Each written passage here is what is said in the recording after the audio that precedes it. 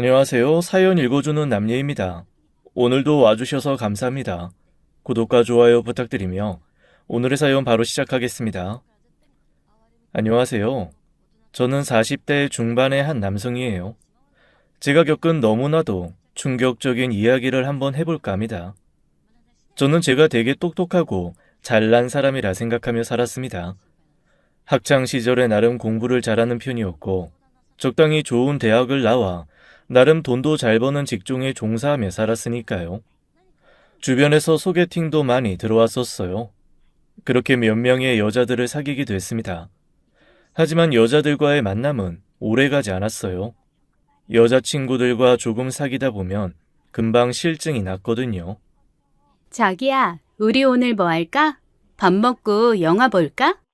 아이, 또 영화야? 영화 싫어? 그럼 오붓하게 비디오방 갈까? 아유, 얘 은큼한 것 좀 봐. 매번 누구 양기를 빨아먹으려고.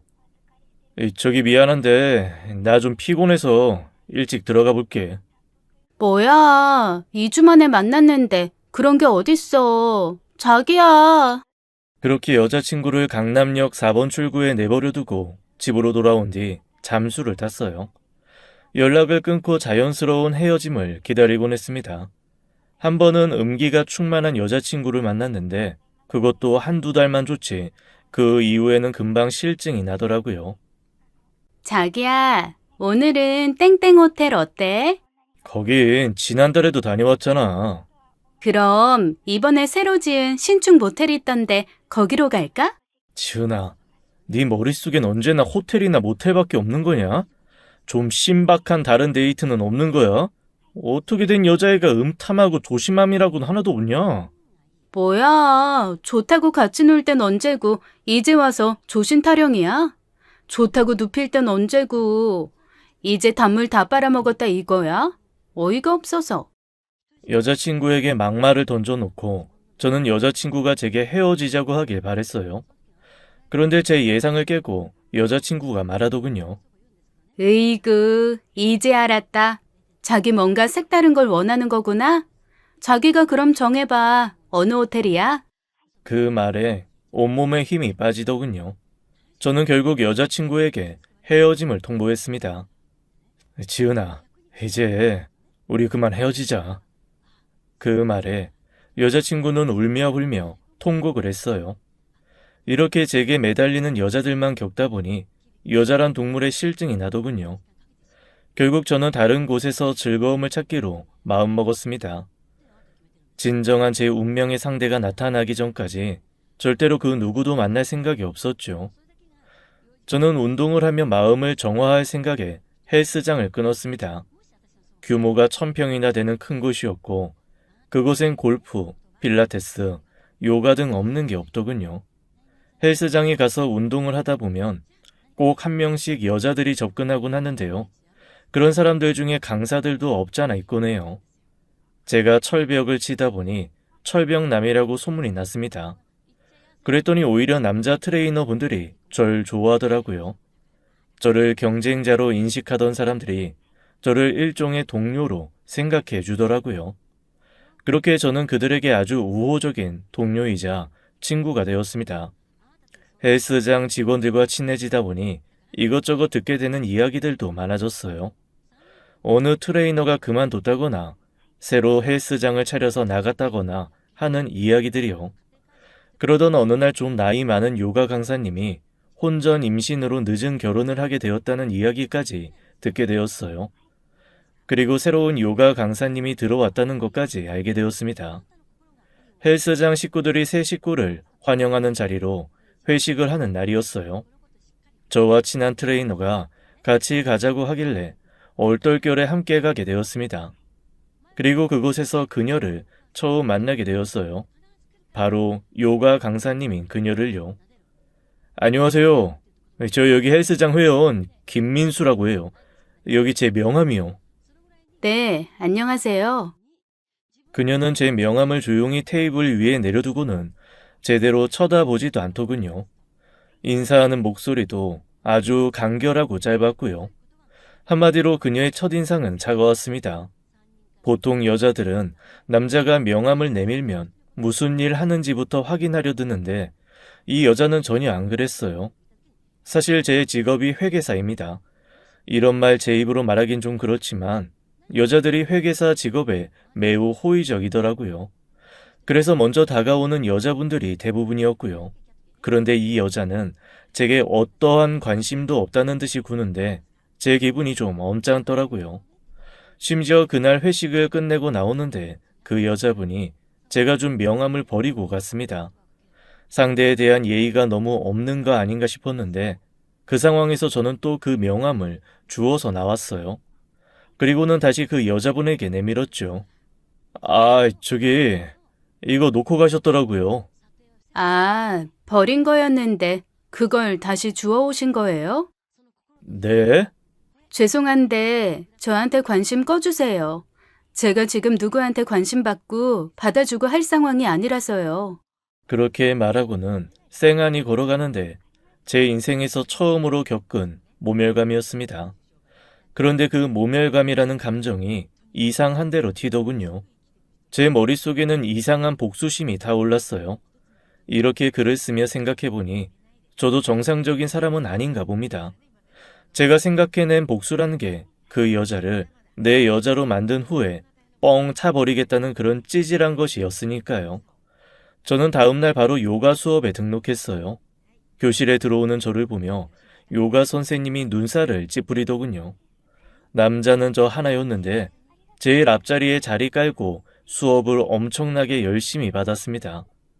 온몸을 근육으로 두른 저인데도 요가 자세는 쉽지 않더군요. 뒤에서 여자들의 깍깍대는 소리가 들려왔지만 저는 신경 쓰지 않았습니다. 제 목표는 오로지 요가 강사, 눈에 드는 것이었으니까요. 한 달 동안 하루도 빠짐없이 요가 수업에 나갔습니다. 그러다 보니 요가 선생님을 관찰하게 되더라고요. 그녀는 체구가 매우 작았어요. 어찌 보면 초등학생 같다는 생각이 들 정도였죠. 늘씬한 몸매에 유연함까지 더해서 요리조리 움직이는데 참 예쁘다는 생각이 들었어요. 그러고 보니 체조 선수 손현재님과 닮았더라고요. 정말 사심 하나 없이 단순히 복수심으로 시작한 일이었는데 어느 순간 저도 모르게 그녀에게 콩알 만큼 관심이 생기기 시작했어요. 어느 날 운동을 마치고 집에 가려고 하는데 요가 선생님도 퇴근을 하는 건지 마침 주차장에서 마주쳤습니다. 그런데 그녀의 표정이 무척 곤란한 듯 보였어요. 아, 진짜 미치겠네. 오늘은 절대 늦으면 안 되는데. 무슨 일이에요? 아이, 차 고장났어요. 이 고물차가 노망이 났나 봐요. 시동이 안 걸려요. 아, 어디 한번 봐봐요. 에이, 이거 아무래도 배터리 나갔나 보네. 연식이 오래돼서 그런가 경고등도 많이 떠 있고. 에이, 저 서비스 부르세요. 아, 저기 혹시 저 좀 태워주실 수 있을까요? 네? 오늘만 좀 태워주세요. 제가 오늘 일찍 집에 들어가 봐야 해서요. 제가 월급날 되면 기름값은 드릴게요. 그렇게 강사님을 집 근처까지 데려다 주게 되었습니다. 왜 오늘 일찍 집에 들어가야 하느냐고 물어보자 통금 시간이 있다고 하더군요. 요즘 시대에 정말 드문 처자다라는 생각이 들었어요. 차를 수리하는 기간 동안 몇 번 더 집 근처에 데려다 주게 되었어요. 그러다 보니 둘 사이가 전보다는 좀 더 가까워졌습니다. 그러던 어느 날이었어요. 하루는 무슨 바람이 불었는지 선생님 표정이 무척 밝더라고요. 평소에 얼음 공주 모습은 온데간데 없이 말이죠. 저는 그 틈을 노려 음료수를 건넸습니다. 무슨 기분 좋은 일 있으신가 봐요? 아, 그게 티가 나나요? 신기하네. 무슨 일인데요? 아이, 뭐 복권에라도 당첨된 거예요? 복권이요? 뭐, 얼추 비슷하긴 하네요. 뭔데요? 그나저나 오늘 시간 돼요? 오늘 제가 식사 대접 한번 할까 해서요. 그동안 차 얻어 탄 것도 있고 자동차 수리센터에 맡겨주신 것 보답도 할 겸요. 저는 속으로 쾌재를 부르고는 제가 아는 가장 근사한 레스토랑으로 그녀를 데리고 갔어요. 우리는 기분 좋게 식사하고 서로에 대해 이야기를 조금 나누게 되었어요. 아내는 매일 밤 10시까지는 꼭 집에 들어가야 할 만큼 집이 엄하다고 했습니다. 부모님이 많이 엄하신가 보네요. 그렇죠 뭐. 어머, 벌써 시간이 이렇게 됐네요. 그만 일어날까요? 그녀는 부모님 이야기만 나오면 딴청을 피우는 듯 했어요. 게다가 항상 시간에 쫓기는 사람 같았습니다. 그녀는 신비로운 사람 같았어요. 흔히 양파 같은 사람이라고 하죠. 까도 까도 알 수 없는 사람. 그게 바로 제가 바라본 그녀의 모습이었죠. 예쁘장하고 귀여운 외모 때문에 주변에 남자들이 많았음에도 철저히 철벽을 치는 모습이 마치 저를 보는 것 같았어요. 조신한 모습 또한 제게 신선하게 다가왔고요. 게다가 제게 너무 잘 보이려 하지 않는 모습도 매력적이라고 생각되더군요. 그날의 식사 이후 저는 그녀와 한 걸음 더 가까워졌고 우리는 어느새 연인이 되었습니다. 제가 먼저 누군가에게 다가가고 사귀자고 한 건 처음이었어요. 더 많이 사랑하는 사람이 약자라더니 그 말이 진짜더라고요. 그녀는 언제나 갑이었고 저는 을의 입장이었어요. 만나는 날짜와 시간은 물론이고 장소까지 항상 그녀의 의견을 따랐습니다. 그럴 수밖에 없었던 게 그렇게 하지 않으면 만날 수가 없었거든요. 자기야, 우리 이번 주에 볼 수 있는 거지?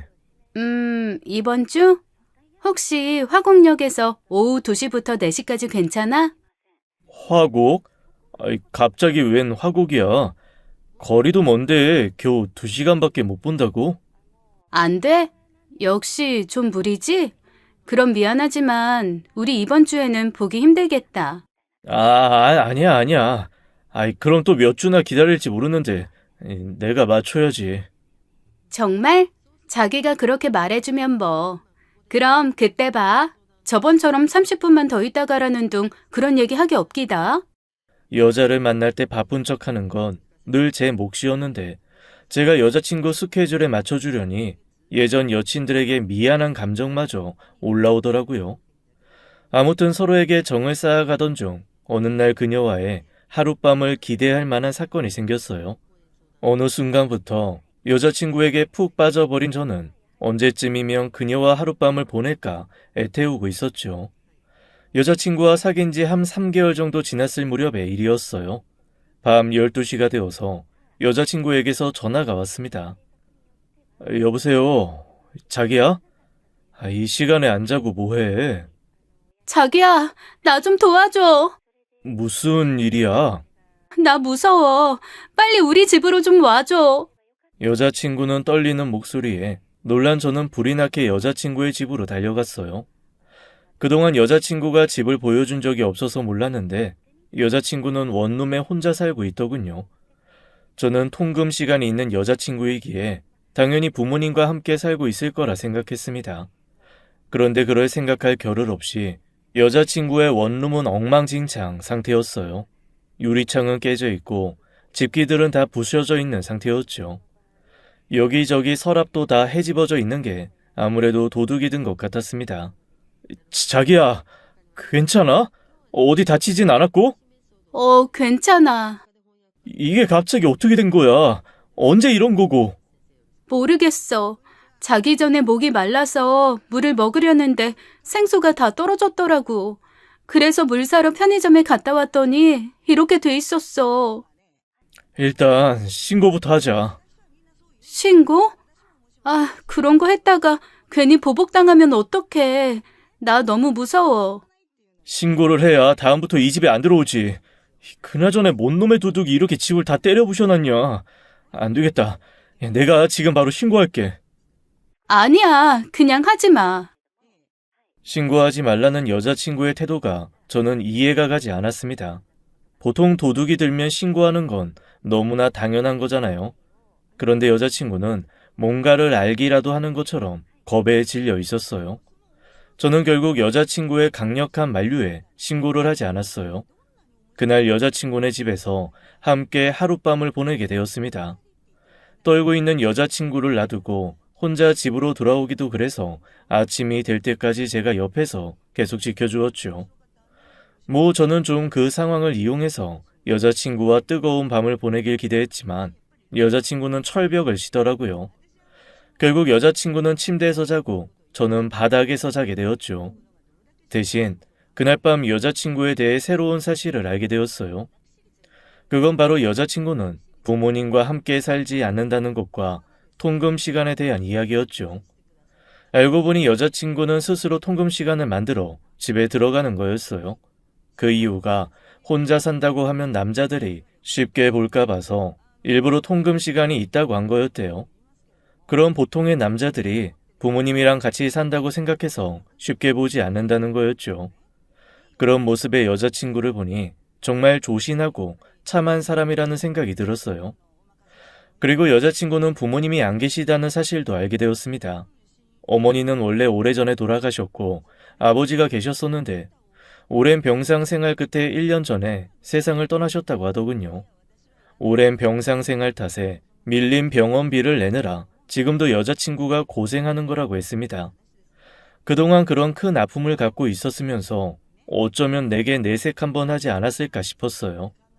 홀로 꿋꿋하게 지내는 모습의 여자친구가 안쓰러우면서도 대견하게 느껴졌습니다. 그 사실을 알게 된 후 더 여자친구를 지켜주고 싶다는 생각이 많이 들었어요. 그래서 철벽남이었던 제가 결혼까지 결심했습니다. 하지만 여자친구는 쉽게 제 청혼을 받아주지 않더라고요. 아직은 마음의 준비가 안 되었다며 거절하기 바빴죠. 저는 여자친구가 결혼을 결심할 때까지 묵묵히 옆에서 있어 주었어요. 그런 제 노력을 하늘이 알아준 건지 어느 날 갑자기 여자친구가 제게 결혼하자고 하더군요. 자기야, 혹시 우리 결혼하면 어디서 살지 생각해봤어? 어? 아이, 우리 결혼? 자기 드디어 결혼 승낙해주는 거야? 뭐, 상황에 따라서? 에이, 그게 무슨 말이야.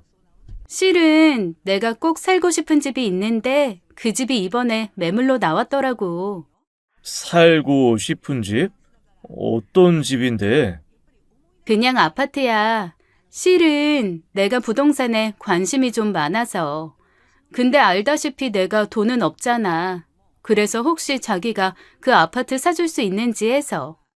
혹시 자기 명의로 아파트 사달라는 거야? 아니야, 그런 거. 날 뭘로 보고? 난 그런 속물 아니거든. 자기 돈으로 사는데 당연히 자기 명의로 해야지. 그 집만 해오면 나랑 결혼해준다는 거지? 응. 이렇게 말하고 보니 좀 미안하네. 너무 자기한테만 희생을 강요하는 것 같아서. 에이, 희생은 무슨. 어차피 결혼하면 집은 해와야 하는 건데. 그래서 그 집이 어딘데? 이번 주 주말에 보러 가자. 그렇게 여자친구와 집을 보고 빠르게 계약까지 하게 되었어요. 그땐 제가 정말 여친에게 미쳐 있었나 봅니다. 이제와 생각해보면 어떻게 그렇게 해달라는 대로 다 해주고 이상한 요구까지 다 맞춰서 들어주는지 이해가 안 가네요. 아무튼 그렇게 우리 둘은 결혼을 하게 되었어요. 아내가 구해달라던 신혼집은 신혼부부에게는 꽤나 큰 아파트였습니다. 무려 60평짜리 집이었으니까요. 솔직히 이렇게 큰 집이 무슨 필요가 있을까 싶었는데 막상 입주하고 보니 너무 좋더라고요. 다만 부모님은 좀 이해 못하시는 눈치였어요. 회계사인 제가 요가 강사인 아내를 맞이한 것도 못마땅해 하셨는데 집까지 큰 집으로 구하는 걸 보시고는 이게 다 며느리 입김이라 생각하셨거든요. 사실 틀린 생각은 아니셨지만요. 하지만 그런 부모님의 잔소리를 뒤로 할 만큼 아내가 너무나 기뻐했기에 저는 제 결혼을 무척이나 만족했습니다. 아내는 이렇게 큰 집에서 사는 게 꿈이었다며 집 인테리어는 자신이 전적으로 맡아서 하겠다고 했습니다. 약간 구축에 해당하는 집이었기에 저도 어느 정도 인테리어가 필요하다고 생각했어요. 마침 아내가 직접 자재까지 골라가며 인테리어를 하기 시작했죠. 그렇게 완성된 집에 들어갔을 땐 저도 만족도가 무척 높았어요. 여기저기 아내의 손길이 닿아 집이 전혀 다른 분위기로 꾸며져 있었죠. 다만 아내의 안목이 남들과는 확실히 좀 달랐어요. 조금 넓게 트인 구조를 좋아하는데 아내는 가구를 복잡하게 배치해서 집 구조가 개미굴 같은 걸 좋아하더라고요. 동선이 좀 안 좋긴 했지만 그래도 이것도 나름대로 독특하고 재미있다라는 생각에 아내 의견을 존중해 주었습니다. 아내와의 신혼생활은 정말 달콤했어요. 다른 여자들은 결혼 후에 남자를 구속한다는데 제 아내는 그런 것도 전혀 없었습니다. 그래서 오히려 좀 구속해 주길 바라게 될 지경이었죠. 아내는 결혼 후에도 계속해서 요가 강사 일을 하며 귀가 시간을 절대로 밤 10시를 넘기지 않았어요. 게다가 잠자리에 드는 시간도 아주 철저하게 딱딱 지키고는 했죠. 저도 아내의 생활 패턴에 맞추다 보니 딱 9시 반이면 침대에 누워 10시가 되기 전에 잠이 들곤 했습니다. 일어나는 시각도 정확히 6시 반이 되면 저절로 떠졌어요. 이렇게 규칙적인 생활 습관이 건강에는 좋을지 몰라도 저와 아내와의 관계에서는 안 좋더라고요. 아내와 밤에 무얼 하고 싶어도 그 시간만 되면 누워서 자버리니 아무것도 할 수가 없을 때가 많았거든요. 그런 점이 좀 아쉽기는 했습니다. 아내는 결혼 후에도 저를 애태우는 데는 선수였어요. 그렇게 설레임 가득한 신혼생활을 이어가던 어느 날이었습니다. 하루는 퇴근 후에 집에 들어가는 길에 옆집 사람을 처음으로 마주치게 되었어요. 그 사람은 집에서 나오는 길이었고 저는 들어가는 길이었죠. 저는 반사적으로 인사를 하게 되었어요. 안녕하세요. 제 인사에 그 남자가 저를 한 3초 정도 빤히 보더라고요. 그 표정이 매우 무뚝뚝하고 차가웠는데 잠시 후 미소를 지으며 인사를 건넸습니다. 아, 안녕하세요. 인사를 받아주면서 보이는 그 표정과 웃음기가 좀 기분 나쁘더라고요. 뭐랄까, 나를 우습게 보는 느낌이라고 할까요? 이건 저만 느꼈을 수도 있겠지만 남자들 사이의 신경전 속에 불꽃이 튀는 느낌이었어요. 그런데 그 남자는 저를 상대할 가치도 없다는 듯한 태도를 보이는 것 같아서 그 짧은 순간에 자존심이 상했습니다. 사실 이건 그 남자가 너무 잘생겨서 제가 자격지심에 그렇게 생각한 걸 수도 있어요. 그 남자는 늘씬한 근육질 몸매에 얼굴은 곱상하게 잘생겼더라고요. 누구나 한 번쯤 돌아볼 만한 외모였어요. 다만 풍기는 인상이 평범하진 않았습니다. 눈빛이 좀 매섭다고나 할까요? 아무튼 그런 강렬한 인상의 첫인사를 하게 되었죠. 여보, 나 방금 전에 옆집 남자 봤다. 뭐? 옆집 남자 봤다고. 당신도 본 적 있어? 아니? 옆집 남자 인상이 영 별로야. 기생 오라비처럼 생겼는데 눈빛이 너무 날카로워. 내가 인사했는데 말없이 나를 뚫어져라 쳐다보더라니까. 그래서 당신 인사 씹었어? 아니, 뭐 한 3초 있다가 인사를 하긴 했는데 날 막 아래로 내려다보면서 실실 웃으면서 인사하는데 되게 기분 나쁘더라고. 처음 본 사람한테 이런 말하기 좀 그런데 관상이 좀 범죄자 관상이야. 범죄자는 좀 너무했다. 그래도 꽤 잘생긴 편인데. 당신 그 남자 본 적 없다며. 어? 아, 그게 생각해보니까 전에 한번 본 것 같네. 엘리베이터에서. 이제 생각났어. 그래? 아이 근데 잘생긴 것보다 중요한 게 인상 아니야?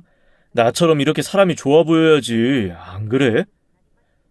그렇게 아내와 가벼운 대화를 나누었다고 생각했습니다. 하지만 그 말 속엔 뼈가 있다는 걸 저만 눈치채지 못했죠. 그 후로도 몇 번이나 더 옆집 남자를 보곤 했어요. 봐도 인상은 영 별로더군요. 그냥 잘생긴 깡패 같았어요. 그런데 하루는 그놈이 먼저 인사를 다 하더라고요. 안녕하세요. 퇴근하시나 봐요. 아, 네. 그쪽은 어디 가시나 봐요. 이놈은 제 말에 대답은 안 하고 딴소리를 하더라고요. 신혼이죠. 신혼생활 어때요? 결혼하면 좋은가요? 네? 아, 네. 그럼요. 좋죠. 좋구나. 아내분도 그렇게 생각하고요. 예? 아이, 그야 뭐 당연한 거 아니겠습니까? 그럼 전 이만. 그러고는 휙 가버리더라고요. 대화가 완전 일방통행이었습니다. 지 혼자 할 말만 하고 할 말 끝나니 쌩 가버리는 게 사람 열받게 하더라고요. 그 후에도 몇 번 더 비슷한 상황이 있었는데 저는 뭐 일일이 대답해 줄 필요 없겠다 싶어서 대충 얼버무리곤 했습니다. 보통 몇 시에 주무세요? 그냥 때 되면 자요. 그런 건 뭐하러 물어봐요? 그냥요. 다른 사람들 몇 시에 자나 해서요. 그러는 그쪽은 몇 시에 자는데요? 아내분도 일찍 주무시나요? 저는 대꾸 없이 그 남자를 빤히 보았습니다. 그런 게 왜 궁금하세요? 그냥 궁금해서 물어본 건데, 아이, 우리 사장님 기분 나쁘셨나 보네. 그리고는 제 어깨를 툭툭 치더니 가버리더라고요. 보면 볼수록 마음에 안 들어서 앞으로는 인사도 하지 말아야겠다는 생각이 들었습니다. 하지만 옆집이다 보니 계속 마주치게 되더라고요. 이제 저는 먼저 인사를 안 하는데 그놈이 먼저 말을 걸곤 했습니다. 나 오늘 옆집 아줌마 봤어요, 마트에서. 아저씨 회사가 있을 때. 그러면서 실실 웃는데 어이가 없더라고요. 이놈이 내 마누라한테 관심이 있나 싶어 경계심이 팍 들었습니다. 제가 말없이 쳐다보자 그러더군요. 왜? 아니, 내가 옆집 아줌마 보면 안 되는 거예요?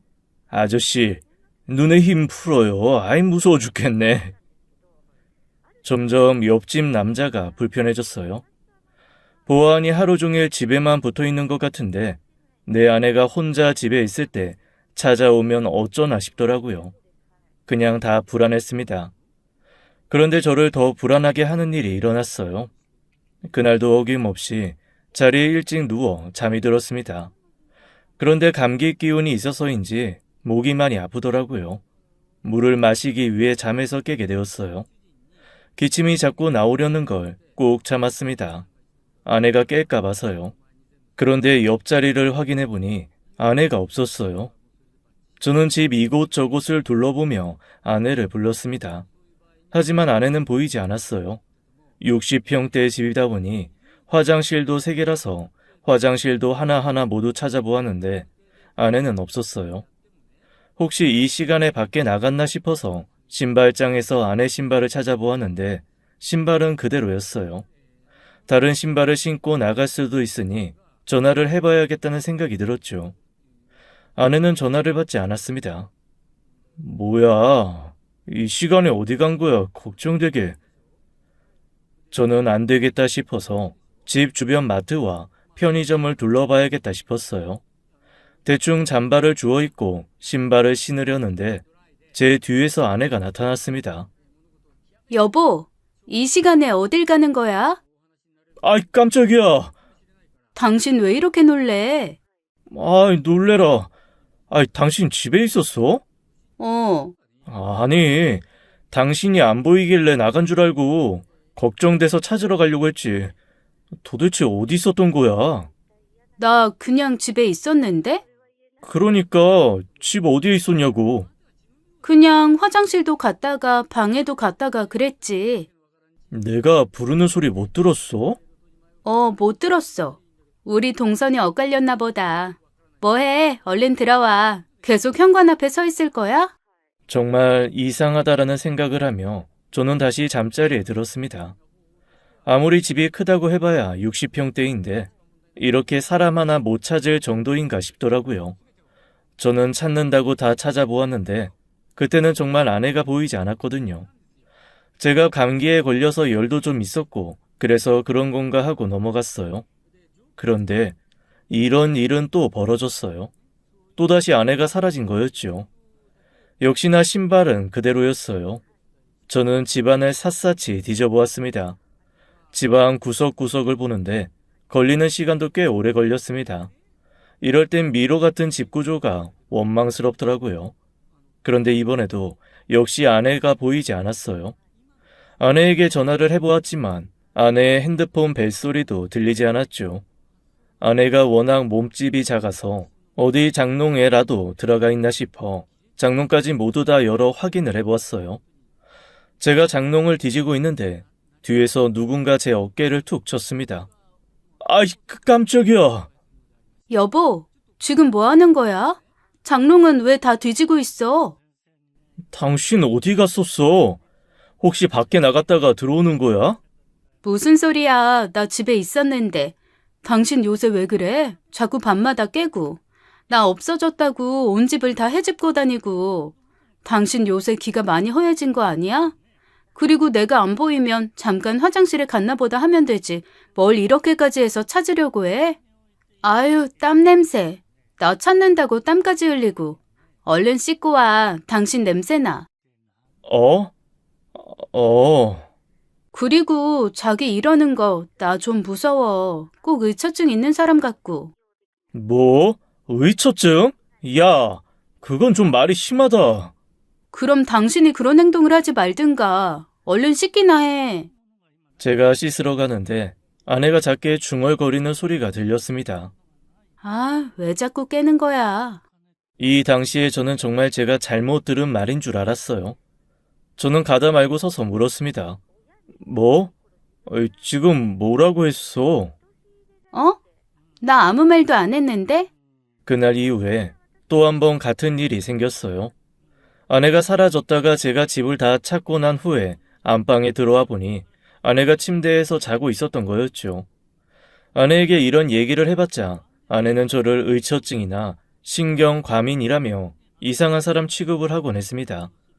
저는 꼭 귀신에 홀린 것 같았어요. 제가 정말 집을 아주 꼼꼼하게 보았거든요. 그런데 꼭 아내에게 전화만 하고 나면 아내는 어디선가 나타나곤 했어요.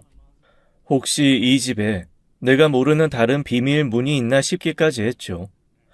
저는 결국 제 의문을 해결하기 위해 해서는 안 될 짓까지 하고 말았습니다.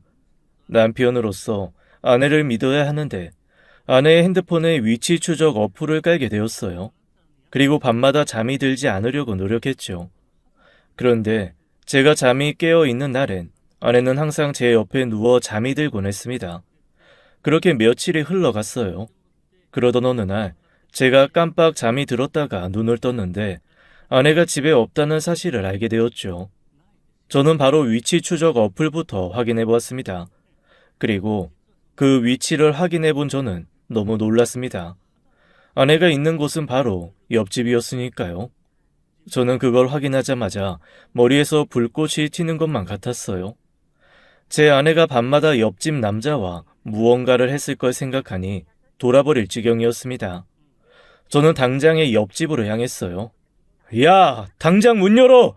당신 거기 있는 거 다 알고 왔어! 당장 문 열라고! 제가 한 5분간 문을 두들기고 발로 차는데도 옆집 남자는 바로 나와볼 생각을 안 하더군요.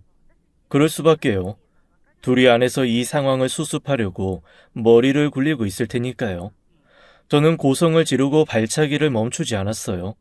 온갖 욕이란 욕은 다 해가며 문을 쾅쾅 두드려대는데 어느 순간 집안에서 이상한 소리가 들리더군요. 웅성웅성 거리는 것 같기도 하고 뭔가 부산스러운 소리 같은 게 들려왔어요. 숨어도 소용없어. 다 알고 왔으니까 당장 문 열지 못해? 그렇게 말하는데 갑자기 문이 벌컥 열렸습니다. 그리고는 그곳에서 사람들이 우르르 쏟아져 나오기 시작했어요. 마치 소떼가 지나가듯 사람들이 우르르 쏟아져 나오는데 이게 무슨 상황인가 싶어서 어항이 벙벙해지더군요. 그 와중에 정신 차리고 제 아내가 나오는지 눈을 씻고 찾아보았습니다. 그런데 나오는 사람들 모양새가 영 이상하더라고요. 옷으로 얼굴을 가린 채 가방을 하나씩 품에 딱 끼고는 헐레벌떡 계단으로 내려가는데 아무리 봐도 죄진 사람들 모습 같았어요. 대략 수십 명의 사람이 빠져나간 것 같은데 제 느낌엔 수백 명이 빠져나간 느낌이었어요. 저는 안 되겠다 싶어서 그 사람들 사이를 삐짓고 집 안으로 들어갔습니다. 집 안으로 들어서서 온 방을 헤집고 아내를 찾으려는데 갑자기 제 눈앞에 옆집 남자가 나타나더군요. 이게 지금 뭐 하는 짓이죠? 왜 야밤에 남의 집을 찾아와서 이 난리를 피우는 겁니까? 비켜! 내 아내 어딨어? 내 아내 데리고 여기서 무슨 짓 한 거냐고! 저는 그놈의 멱살을 잡아 쥐었어요. 저보다 키 큰 그놈의 멱살을 잡아 올리려는데 꿈쩍도 안 하더군요. 그래도 오기로 멱살을 잡고 흔들었습니다. 그랬더니 그 놈이 제 손을 뿌리치고는 기분 나쁘게 크크거리며 웃더라고요. 그렇게 잠시 웃더니 아주 싸늘한 표정으로 저를 노려보며 말하더군요. 네 아내를 왜 여기 와서 찾아? 당신 돌았어? 아님 당신 아내가 여기 있다는 증거라도 있는 거야? 증거? 당연히 있지. 이 집에서 내 아내 찾는 즉시 너는 콩밥 먹을 준비나 해라. 어디 신성한 가정집에서 도박 하우스장을 운영할 생각을 해? 어이가 없네. 그래 한번 찾아봐요. 그런데 만약 못 찾으면 오늘 업장 영업 못해서 날린 돈 그거 당신이 물어야 할 거야. 저는 그놈이 헛소리를 하던지 말던지 제 아내를 찾기 바빴습니다. 온 방안을 둘러보고 여기저기 다 찾아보았어요.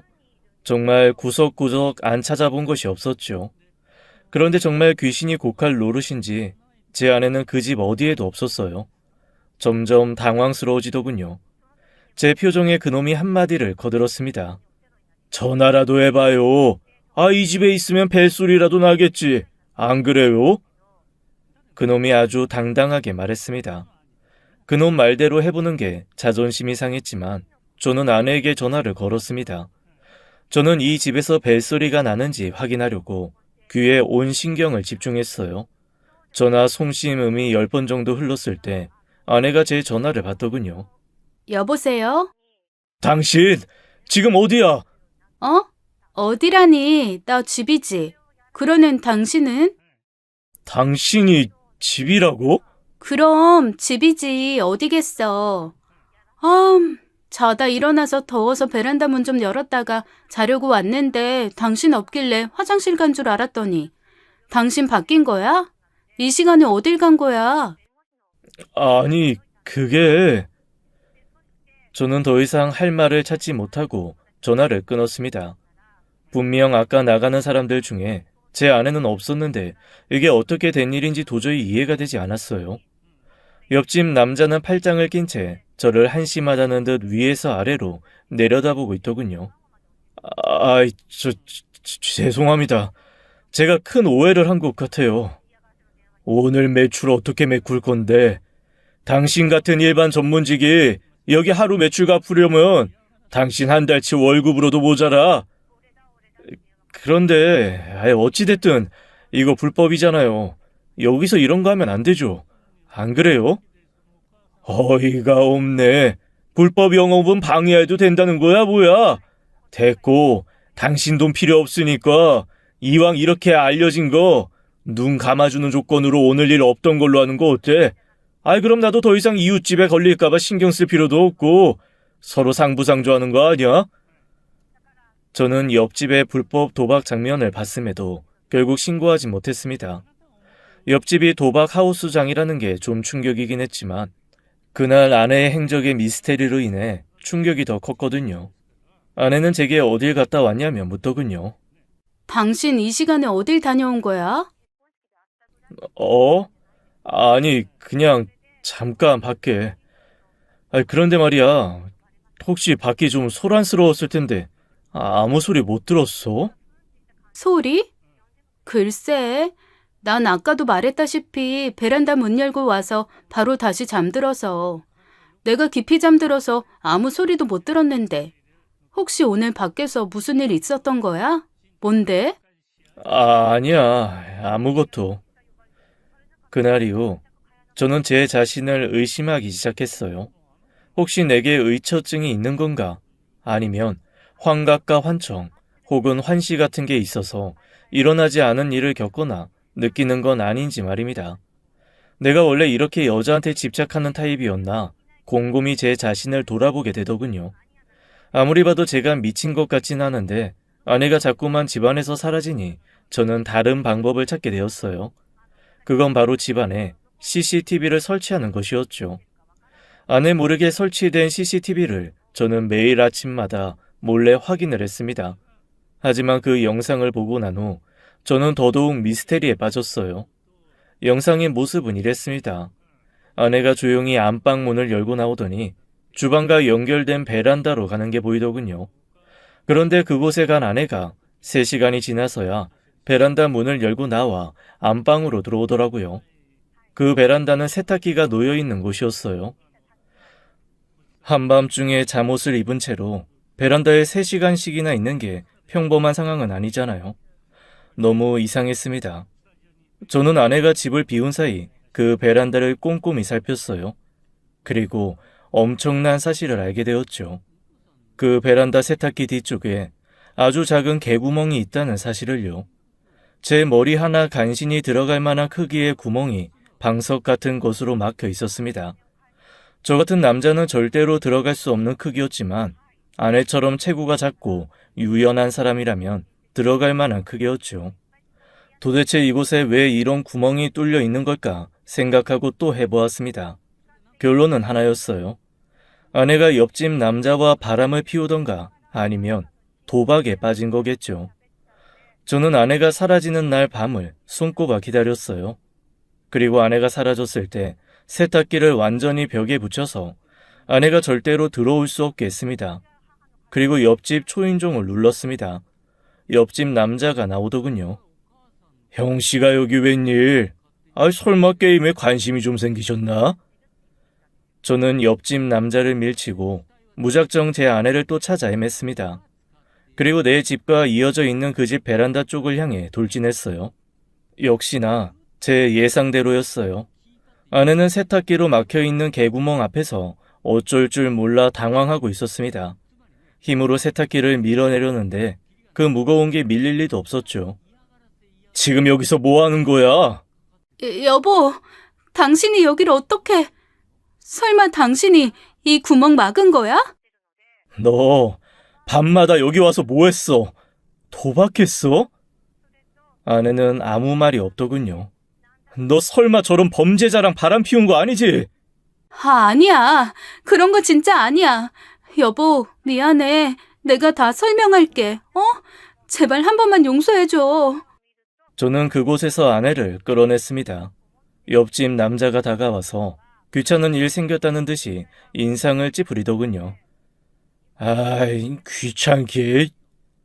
옆집 남자가 키가 2미터는 되어 보이는 덩치 큰 남자에게 눈짓을 한번 하자 그 거구의 남자가 제 앞으로 성큼성큼 다가왔습니다. 그리고는 제 멱살을 잡아서 그대로 올렸어요. 컥컥거리며 빠져나오려는데 그놈 힘이 얼마나 센지 제가 어찌할 수가 없었어요. 땅으로 내려오지도 못하고 버둥거리기만 했습니다. 제 얼굴에 피가 쏠려 시뻘개지는데 옆집 남자가 무섭게 말하더군요. 행여나 신고할 생각 마라. 안 그럼 앞으로 영영 당신 아내 못 보게 될 테니까. 그 말이 끝나자 제가 땅으로 내려졌습니다. 아내와 저는 문 밖으로 내동댕이 쳐졌어요. 저는 아내를 집으로 데려와 자초지정을 듣게 되었습니다. 여보, 미안해. 당신이 이런 일까지 겪게 해서. 그런데 정말 어쩔 수 없었어. 사실은 내가 빚이 좀 많았거든. 그걸 지금 변명이라고 해? 빚이 많으면 일해서 갚을 생각을 해야지. 어느 미친 인간이 도박장에서 돈 벌어서 갚으려고 하냐? 누군 이런 데 오고 싶어서 왔는 줄 알아? 학자금 대출에 아버지 병원비에 정말 하루가 다르게 불어가는 빚 때문에 내가 얼마나 미친 듯이 일했는 줄 알아? 아버지 아프고부터는 내가 버는 돈보다 나가는 돈이 더 많아지고 내가 진 빚보다 이자가 더 쌓이더라. 나 결국 대학도 졸업 못하고 자퇴했어. 힘든 여건에서 간신히 공부해서 들어간 학교인데 대학 졸업장을 남기는 대신 학자금 대출만 남기고 끝났어. 그런데 자퇴한다고 일한다고 내 상황이 달라지지도 않더라. 결국 알바하다가 알게 된 언니 얘기 듣고 혹해서 한번 시작한 게 여기까지 온 거야. 없는 돈인 셈치고 10만 원으로 시작했는데 그날 내 수중에 300만 원이 생기더라. 내가 한 달을 죽어라 일해도 못 버는 돈이 하루아침에 생기니까 진짜 미치게 좋더라고.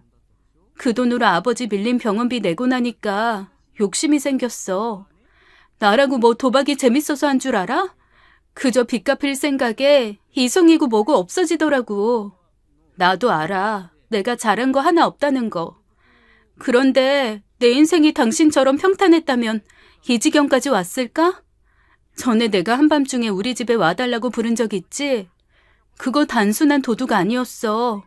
빚 갚으라고 찾아온 깡패들이었다고. 아내는 목이 메이는지 더 이상 말을 잇지 못했습니다. 저는 그런 아내에게 물었어요. 그래서 지금까지 딴 돈이 얼마냐고요? 4억. 4억? 얘 그렇게 많이 땄으면 이제 그만둬도 되는 거 아니야? 그러자 아내가 미친 사람처럼 웃는데 이게 웃는 건지 우는 건지 헷갈렸습니다. 그리고 아내의 이어진 말에 저는 바닥에 주저앉았습니다. 빚이 4억. 아내는 잃은 돈을 만회하려고 계속하다가 결국 4억이나 되는 빚을 진 거였어요. 그놈들이 사채업자도 끼고 업장을 운영하는데 아내가 고금리로 사채를 써서 도박을 한 거였죠. 제가 한 번에 다 갚아줄 수 있는 돈이었지만 이렇게 쉽게 갚아주면 아내의 버릇이 더 나빠질 것만 같았습니다. 염치 없는 거 알지만 당신이 혹시 빚 갚아줄 수 있어? 내가 그렇게 큰 돈이 어딨어. 나도 결혼한다고 이 집 해오느라 있는 돈 없는 돈 다 끌어온 건데. 그러자 아내가 제게 실망한 듯한 표정을 짓더군요. 그리고는 황당한 말을 했습니다. 여보, 당신 옆집 신고 안 할 거지? 지금 그게 중요해? 제발 당신이 끼어들어서 일 크게 만들지 말고 나를 봐서라도 눈 감아줘. 응? 부탁할게. 왜? 그럼 또 옆집에 기어들어가서 카드 치려고? 그런 거 아니야. 그냥 나 때문에 하우스장에 문제 생기면 당신한테 해코지 할까봐 그래. 저는 눈을 질끈 감고는 생각을 정리했어요. 그리고 아내에게 결심한 듯 말했습니다. 우리 당장 이사 가자. 아내는 놀라운 표정을 지었지만 이내 고개를 끄덕였어요. 저는 정말 빠른 속도로 집을 내놨습니다. 개구멍이 뚫려 있는 이 집에 계속 살고 싶지 않았어요. 그리고 집이 나갈 동안 잠시 휴직을 하고 아내와 여행을 떠났어요. 아내는 이렇게까지 하는 제게 고마워하고 미안해했죠. 아내와의 여행이 3주 차에 접어들었을 무렵 부동산에서 연락이 왔어요. 누군가 집을 산다고요. 저는 잠시 서울에 올라와 부동산 계약을 마치고 다시 여행지로 돌아갔습니다. 그리고 제 지인에게 연락을 한 통 넣었어요. 제 지인 중에 계급 높은 경찰이 있거든요. 며칠 후 그 지인으로부터 연락을 받았습니다. 네가 말한 대로 일 처리 다 끝났어. 거의 다 소탕했는데 정작 하우스장 주인은 놓쳤다. 미안해. 경찰들이 들이닥친 날 하필 그 주인장은 그곳에 없었다더군요. 그래서 지금은 숲에 내리고 찾는 중이라고 했습니다. 그 후 저는 여행을 끝내고 부모님의 별장으로 들어갔습니다. 당분간 새 집을 구할 생각이 들지 않았어요. 아마도 개구멍 집에 너무 큰 충격을 받았기 때문인 것 같았죠. 차마 부모님께는 모든 사정을 말씀드리지 못했어요. 그저 일하며 번아웃이 온 것 같아서 잠시 쉬고 싶어서라고 했죠. 시골 별장에서 매일 산책하고 아내와 밥해 먹으며 지내던 어느 날이었습니다. 하루는 저 혼자 시장에 다녀왔는데 아내가 집에 없더군요. 아내가 집에 없다는 사실을 알고는 갑자기 가슴이 답답해져 왔어요. 설마 아니겠지 하면서도 아내가 또다시 도박장에 갔을 것 같아서 겁이 났습니다. 도박이 중독성이 엄청나다잖아요. 저는 아내를 찾아 동네를 1시간쯤 헤매다가 갑자기 위치 추적 어플이 생각났어요. 아내가 아직 어플을 지우지 않았기만을 바라며 제 핸드폰을 확인해 보았습니다. 아내의 위치가 잡히더군요. 저는 차를 곧장 끌어 아내가 있는 곳을 향해 가보았어요. 그런데 그곳에서는 정말 상상도 못할 일을 보게 되었습니다. 도박보다도 더 충격적인 사실을 마주해야 했거든요. 위치 추적이 가리키는 곳은 어느 시골의 한적한 집이었어요. 회색 지붕의 파란 대문집에 들어서자 그곳에는 아내와 웬 노인과 아이가 앉아 있었어요. 그들은 마루에 걸터 앉아 삼겹살을 구워 먹고 있더군요. 제가 들어오자 삐걱거리는 대문 소리에 모두가 저를 쳐다보았어요. 저를 본 아내의 표정은 잔뜩 겁에 질려 있었고 노인과 아이는 저 사람 누구지 하는 표정이었습니다. 저는 천천히 그들을 향해 걸어갔어요. 그리고 잠시 후 방에서 한 남자가 나오는데 그 남자의 정체에 저는 이성을 잃었습니다. 왜냐하면 그놈은 옆집 남자였거든요. 경찰들이 놓쳐타던 바로 그놈이요. 그놈은 저를 보더니 질린다는 표정을 지었습니다. 그리고는 이내 웃으면서 말하더라고요. 이야, 이 진숙이 인기 많네. 남자가 이 깊은 시골까지 찾아오게 만들고 아, 그런데 어쩌지? 이 꼬마 보여. 혹시 얘 누군지 알아? 저는 옆집 남자가 떠드는 꼴을 보기가 싫었어요. 그래서 아내의 손목을 잡고 나오려고 했습니다. 여기서 뭐 하는 거야? 나와. 집에 가게. 아파. 이건 놔. 당장 나오라고. 제가 소리를 치자 아내 옆에 있던 아이가 울음을 터뜨렸습니다. 엄마, 우리 엄마 아프게 하지 마. 아저씨 저리 가. 그러면서 저에게 달려들어 제 다리를 발로 차고 주먹을 휘두르더군요. 네 신데 내 손녀딸 손목을 잡고 남의 집 밥상을 깽판을 만드는 거요? 손녀딸이라뇨. 그럼 혹시 제 와이프 할머니 되십니까? 그럼 저놈은 뭔데요? 누구긴 우리 증손주 애비 되는 사람이지. 도대체 저 사람들이 무슨 말을 하는 건지 이해가 가지 않았습니다. 그저 귀가 멍멍해지는 것 같았어요. 진수가 뭐해? 나가서 정리하고 와. 그 남자 말에 아내가 저를 데리고 밖으로 나가자더군요. 저는 그냥 여기서 말하라고 성질을 부렸습니다. 그런데 미친 사람처럼 소리 지르는 제 모습에 아이가 엉엉 울더군요. 결국 저는 그 노인과 아내 손에 대문 밖으로 끌려나와 주었어요. 아내는 저에게 미안하다는 말로 자신의 이야기를 시작하더군요. 내가 다 설명할게. 당신한텐 정말 미안해. 그리고 시작된 이야기에 저는 정말 학을 떼버렸어요. 아내가 그놈에게 진 도박 빚을 몸으로 갚았던 거였어요. 그것도 여러 번이요. 그래서 아이가 생겼고 그 아이를 시골 외할머니네 집에 맡긴 거였죠. 그렇다고 그놈과는 혼인을 하지도 않았답니다. 그런 놈이 아내와의 사이에 아이가 생겼다고 결혼 같은 걸 해줄 리가 없었으니까요. 아내는 더 끔찍한 이야기를 꺼내더군요. 나 그 사람 옆에 있고 싶어. 그 남자가 좋은 사람은 아니지만 나 그 남자 사랑해. 어이없는 이야기에 온몸에 피가 빠져나가는 것 같았어요. 사랑이라니. 누가 누굴 사랑한다는 건지 듣고도 이해가 가지 않았습니다. 단순히 도박한 거 아니었어? 바람까지 피우면서 개구멍 왔다 갔다 했던 거야? 바람 아니야. 오히려 당신 존재가 그 사람한테 불륜인 거지. 뭐? 그럼 대체 나랑 결혼은 왜 한 거야? 네가 죽도록 좋아하는 저 범죄자랑 결혼할 것이지. 저 사람 그런 식으로 말하지 마. 당신이랑 결혼한 건 그냥 일종의 오기 같은 거였어. 그게 무슨 뜻이야? 아내는 그놈에게 질투심을 유발하려고 저와 결혼해서 그의 옆집으로 이사를 왔다고 했습니다. 그래서 자기 좀 봐달라고요. 그런데 냉혈 아닌 그놈은 오히려 그 상황을 즐겼다고 하더군요. 제 아내와 아이를 책임질 생각은 하지 않으면서 도박에 물들여 빚을 지게 하고 데리고 놀기만 한 거였죠. 아내는 도박보다도 그 잘생긴 범죄자 놈에게 미쳐있는 사람이었어요. 자신에게 해가 되는 걸 알면서도 끊지 못하는 사랑 중독자였습니다. 그동안 아내가 제게 보였던 모든 행동들이 주마등처럼 지나가더군요. 밤 10시까지 집에 들어가야 했던 건 신데렐라처럼 시간 맞춰 도박장에 들어가기 위함이었고, 데이트 장소와 시간을 자기 마음대로 정했던 것도 도박장 위치가 달라져서였기 때문이었어요. 게다가 갑자기 결혼하자며 집을 사달라고 한 것까지 모든 이유가 그놈의 도박장 때문이었습니다. 아니, 그 도박장에 그놈이 있었기 때문이라고 해야 할까요? 저는 아내의 핸드폰을 빼앗듯이 낚아채서 위치 추적 어플을 지웠어요. 그렇게 아내와 이별을 했습니다. 이혼 판결을 받고 나오는데 빚을 한 푼도 안 갚아주길 잘했다는 생각이 들면서 씁쓸한 미소가 지어지더군요.